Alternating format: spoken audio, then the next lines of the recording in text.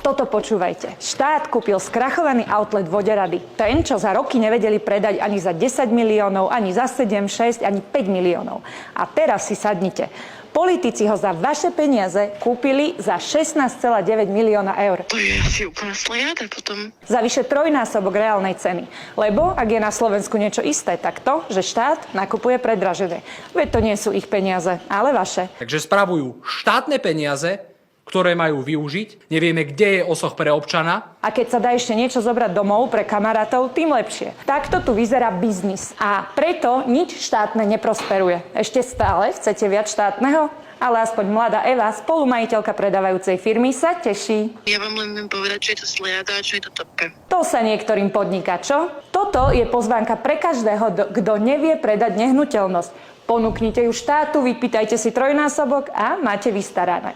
Bože môj, ste úplne trápni, Pane Bože. No, ale teraz žarty bokom. Toto sú milióny eur, ktoré mohli ísť na zdravotníctvo, školy, platy sestier, modernizáciu krajiny.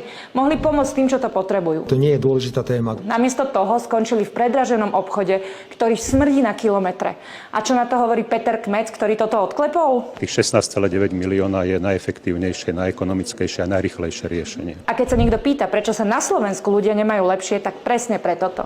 Nie preto, že by to nešlo lepšie, ale preto, že od vzniku Slovenska tu vyhral voľby len Mečiar, Matovič a opakovane Fico. Keď mal vládnuť niekto iný, tak len preto, lebo s Ficom nechceli ísť do koalície a podieľať sa na tých svinstvách.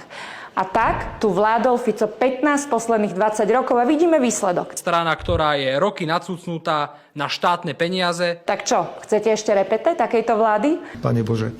Eva a jej podobní sa isto potešia. Teraz vám poviem pravdu, o čom je kauza inovačného centra vo Voderadoch. Progresívci na mňa útočia, pretože som im prekazil biznis. Chceli vybudovať inovačné centrum za 700 miliónov eur v Bratislave a prihodiť kšeft svojim donorom z ESETu. My sme sa namiesto toho rozhodli vybudovať inovačné centrum vo Voderadoch pre všetkých. A čo je najdôležitejšie, až o 70-krát lacnejšie. Minulá vláda kašľala na priemysel, míňala miliardy na mimovládky a spriaznené subjekty, ktoré ľuďom nijako nepomohli. My robíme presný opak. Zachraňujeme slovenský priemysel, aby nevznikali nové hladové doliny. Podporujeme slovenské inovácie a nastavujeme verejné peniaze tak, aby slúžili celej krajine, nie donorom progresívneho Slovenska.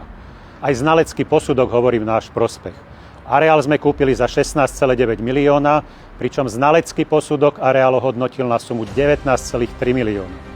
Toto je pravda, prečo dnes progresívci kričia. Nie preto, že by im záležalo na ľuďoch.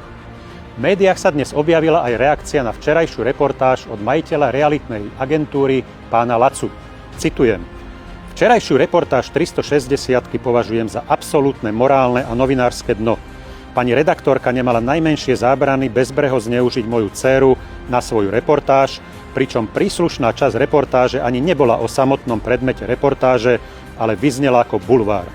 Moja dcéra v danej veci nemá žiadne informácie a ani ich nemá mať prečo, pretože v našej realitnej spoločnosti aktívne nepôsobí. Ďalej sa ohradzuje voči tvrdeniu, že sa nehnuteľnosť nevedela predať za 7 miliónov a deklaruje, že odkedy sa stala vlastníkom areálu spoločnosť Voderady Property v roku 2021, nikdy nebola rokovaná predajná cena nižšia ako 18 miliónov eur. V poslednej dobe je počuť v médiách aj na verejnosti o zriadení Národného inovačného a technologického centra vo Voderadoch. Veľa ľudí spochybňuje aj jeho umiestnenie. Ja si myslím, že to umiestnenie vo Voderadoch je vyhovujúce. Slovensko nie len Bratislava a veľa firiem máme rozptýlených po celom Slovensku. Myslím si, že tá lokalita Voderady je dobrá a je to taký ideálny kompromis. Samozrejme, toto centrum je z pohľadu zamestnávateľov veľmi potrebné z hľadiska rozvoja technológií, vzdelávania, inovácií. My toto centrum vítame. Moje vyjadrenie je z hľadiska podnikateľského, zamestnávateľského, nie z hľadiska nadobudnutia, do ktorého my nemáme čo povedať a nekomentujeme. Národné inovačné a technologické centrum má byť miestom, ktoré konečne spojí vedu, firmy a talenty do jedného ekosystému. Aj Portugalsko má svoj národný inovačný hub v nákupnom centre. Nie je to teda nič nezvyčajné, práve naopak je to veľmi moderný spôsob využívania veľkých dostupných priestorov, ktoré sa dajú rýchlo adaptovať na výskumné a technologické účely. Slovensko dnes dosahuje iba 70% priemeru Európskej únie v inováciách. V globálnom inovačnom indexe padáme na úroveň 46. miesta. Ak chceme udržať talenty doma a modernizovať priemysel, potrebujeme priestor, ktorý spája výskumníkov, univerzity, startupy a firmy. Presne tak, ako je to bežné v Česku, Portugalsku alebo v Číne. NITC nie je škandál. NITC vo Voderadoch je nočná mora pre všetkých progresívcov, ktorí sa videli, ako sa zas a znovu nabalia na štáte.